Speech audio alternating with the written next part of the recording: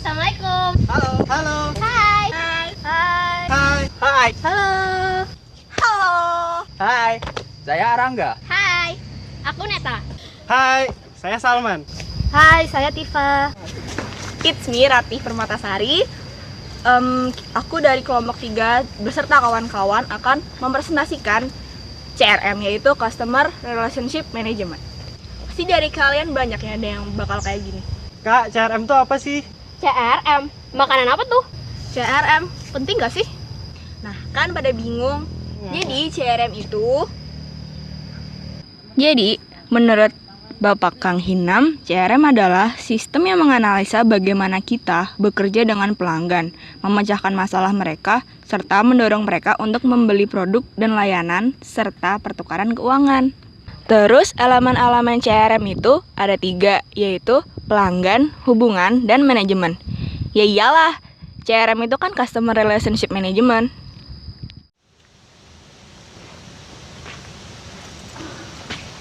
Nah, tadi kan udah dijelasin 3 elemen itu. Nah, elemen yang pertama sekarang, customer. Customer atau pelanggan adalah orang yang membeli atau menggunakan suatu barang atau jasa secara terus-menerus. Terus bedanya sama konsumen apa, Kak? Jadi gimana ya, Dek? Kalau konsumen itu cuma beli atau pakai jasa itu 1 kali doang. Tapi kalau pelanggan itu makainya berkali-kali. Jadi rutin gitulah. Kalau mau lebih lengkapnya, lihat aja di bawah sini. Pelanggan adalah satu-satunya sumber daya untuk laba organisasi saat ini. Pelanggan yang bagus adalah pelanggan yang menghasilkan lebih banyak laba dengan biaya yang rendah dan sumber dayanya akan selalu langka. Karena pelanggan yang cerdas dan kompetisi yang tidak terkontrol.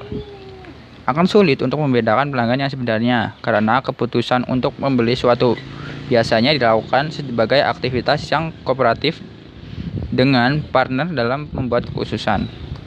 Teknologi informasi memungkinkan peningkatan kemampuan organisasi dalam membedakan dan mengatur pelanggan. CRM dianggap sebagai sikap pemasaran yang berbasis pada informasi pelanggan. Ya, kita masuk ke yang kedua. Yang kedua itu kan hubungan. Hubungan di sini adalah hubungan antara pelanggan dan perusahaan. Hubungannya timbal balik ya, terus berkolerasi secara terus-menerus. Buat lebih jelasnya, kita lihat di sini. Hubungan bisa meliputi hubungan jangka pendek atau jangka panjang, terus-menerus atau terputus, berulang-ulang atau tidak berulang-ulang. Ini bisa mencakup psikologi atau perilaku. Semakin positif pandangan pelanggan terhadap produk, maka semakin meningkat kebiasaan membeli dalam kondisi tersebut.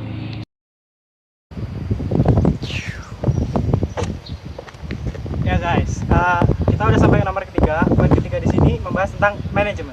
Manajemen sendiri adalah hal yang mengatur hubungan antara sebuah perusahaan dengan konsumennya.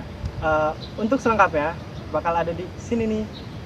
CRM bukanlah suatu kegiatan yang terbatas hanya pada bagian pemasaran. Namun CRM juga melibatkan peningkatan keterpaduan antar budaya dan proses organisasi. Perangkat lunak khusus yang digunakan untuk mendukung proses manajemen meliputi service sektor, electronic order, self-service, katalog manajemen, invoice display, marketing plans, dan analisis. Semua teknik-teknik, proses, dan pendekatan telah direncanakan untuk mempromosikan dan meningkatkan aktivitas pemasaran dan penjualan.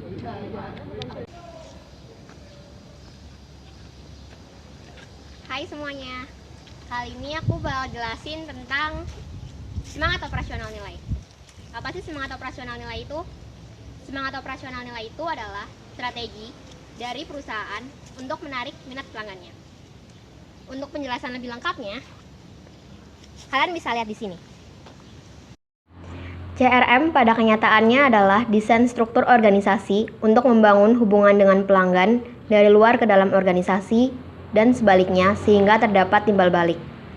Melalui model ini, tim menentukan strategi tentang bagaimana berperilaku dengan pelanggan dan menggambarkannya dengan kata sebagai cara untuk berurusan dengan pelanggan dan efisiensi dalam bagian perilaku tertentu. Dalam tahap ini, anggota tim menggunakan alat strategi yang signifikan. Alat eksekutif strategi ini dapat dibuat lebih baik menggunakan kedua data yang disimpan dan dinilai spesifik. Dan selanjutnya kita bahas tentang CRM operasional. CRM operasional itu intinya membahas tentang sistem-sistem atau aplikasi-aplikasi yang bisa digunakan untuk mendukung penggunaan CRM. Untuk lebih jelasnya, lihat di sini. Ini termasuk perangkat lunak dirasakan oleh pelanggan. Penjualan otomatisasi pemasaran bisnis, dan perangkat lunak otomatis membantu pelanggan. Bagian ini mirip dengan enterprise resource planning dan melibatkan kegiatan yang berkaitan dengan layanan pelanggan seperti pemesanan, otomatisasi penjualan, dan pemasaran dan manajemen dari semua bagian tersebut. Ini adalah satu aplikasi utama dari CRM. Enterprise Resource Planning software seperti PeopleSoft dan SAP menggabungkan urusan keuangan dan sumber daya manusia.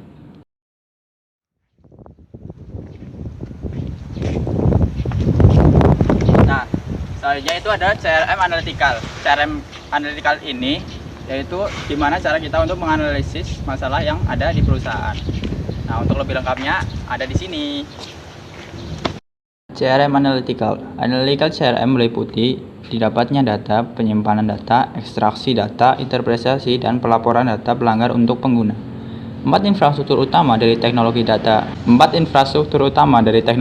dalam CRM adalah sebagai berikut: penyimpanan data, database management system, data mining, dan analisis perangkat lunak bisnis.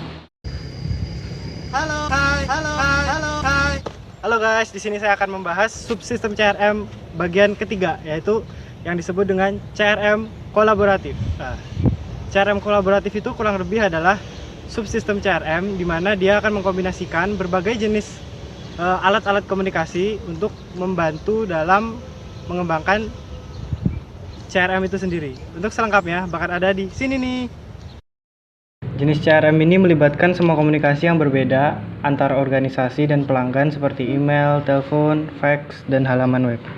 Cunningham mengidentifikasi alat komunikasi CRM sebagai berikut: Project Management, Project Collaboration, Internet Chat dan Instant Messaging, E-Learning System, Web Car System, Broadcast Tool, Web Audio and Radio, Web Video and Cams, Customer Support, dan Interactive Sales Support. Nah, jadi kesimpulan dari apa yang sudah kita jelaskan tadi adalah apa yang diharapkan dari sebuah sistem CRM itu adalah sebuah hubungan baik antara perusahaan dan pelanggan dengan cara perusahaan berusaha semaksimal mungkin untuk memuaskan kebutuhan pelanggan.